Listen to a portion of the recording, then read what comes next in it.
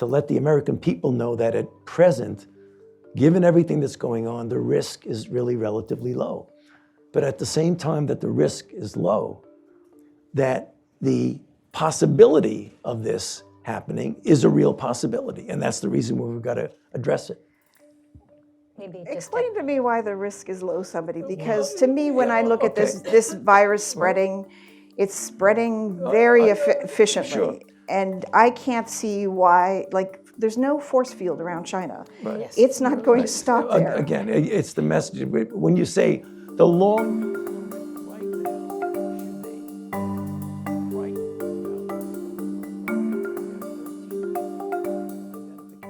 I knew it was going to be bad, but I don't think I would have ever thought that the United States would have suffered 1 million deaths.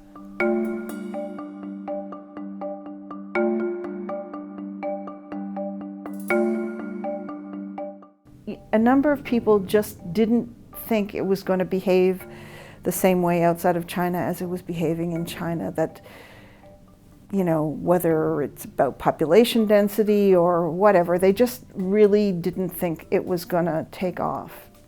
But they were wrong. Everybody knew there was a possibility that there would be a bad pandemic someday, but you kind of got lulled into feeling like it wasn't going to happen on your watch.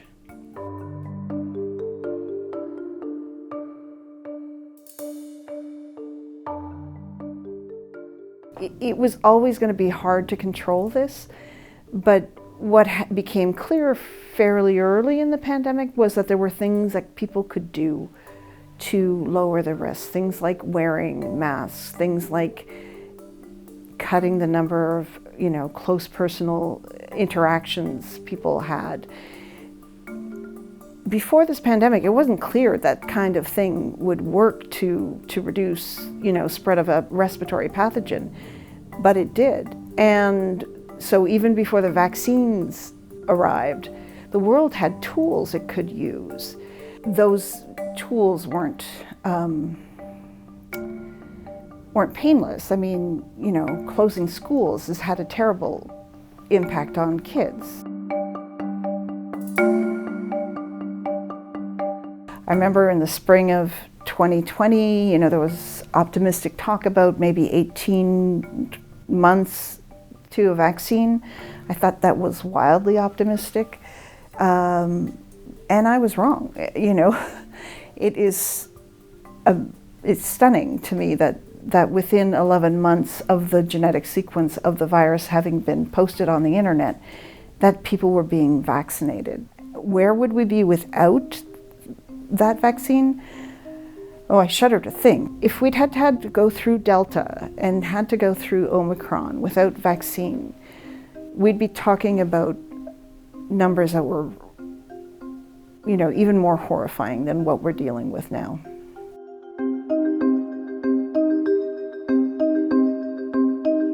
You know, one of the things that has been a sad reality of this pandemic is the fact that it has been made much worse because of misinformation, disinformation, political muckraking.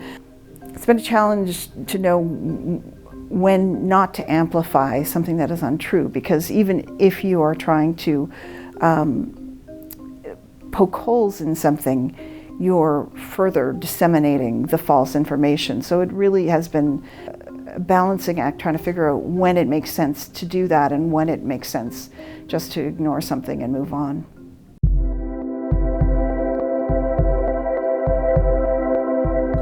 Yeah, sure, I have hope.